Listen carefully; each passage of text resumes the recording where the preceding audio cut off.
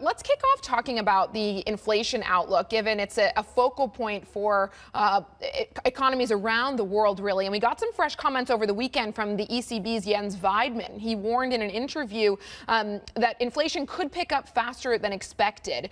Do you think this is new information for markets? What's your take on these comments that have come out? No, I don't think that that's necessarily new information. I mean, when we're looking at the data, we can see, inflation recently picking up above that 2% target mark. And then when we look at the price pressures, both at the producer price index and then the output and input data coming out of the PMIs, we can see that there is significant price pressure building. And that's really coming from a number of sources. You have firstly, the supply constraints issues in the manufacturing sector. And then you also have this kind of reopening inflation that we're seeing. So I think this is just largely a continuation of this transitory story. And, certainly inflation numbers should be, picking up above that 2% mark. The bigger question is really what happens further out in 2022 and 2023. Looking out to 2022, 2023, I mean, a lot of the issues we're seeing right now on the supply side are expected to prove transitory. How dire do you think the labor situation in particular is in the Eurozone? We're seeing in reports issues with attaining staffing, but looking a little bit longer term, would you suggest looking through this?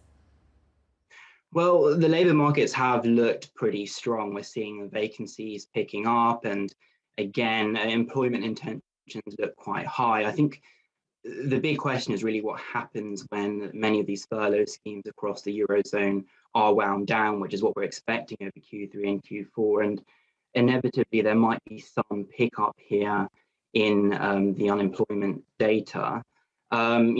In terms of how that plays out and impacts inflation, we're not really seeing the shortages or price pressures then being translated into higher wage packets. So I think for the current period, it's something that I think, many are looking through at the moment and shouldn't be causing many inflationary issues. Tej, I'd like to turn to the economic outlook here, because for the last month or so, people have been warning about the downside risks emanating from the Delta variant. But if you look at the data set from the last couple of weeks, UK is a clear example. While cases have gone up, hospitalization rates are still very, very low. And there's been no impact whatsoever on business activity. If anything, the July PMI numbers were quite strong, maybe not so much as prior months, but still holding in there. Would you say that some of the risks surrounding the Delta variant, as far as the economy is concerned, can be put behind us at this point? Well, I think we saw in mid-July those Delta variant numbers picking up across the Eurozone, and there was this concern. Now, the key question really is whether you can have a pickup in cases, but then, the challenge for the economy will be if there is a pickup in restrictions. And it seems, as you mentioned, because there seems to be this breakage in the linkage between cases and hospitalizations, that it looks like a number of governments across the Eurozone are deciding, actually, we're not going to go back into some of the restrictions we saw back at the height of the pandemic. And I think that means that we should still see this continuation of retail activity picking up.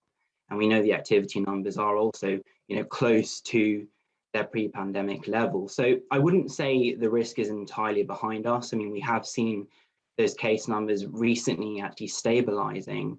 It still remains a downside risk, but, this is certainly not something that is going to derail the recovery, which has been building momentum as we saw from Q2.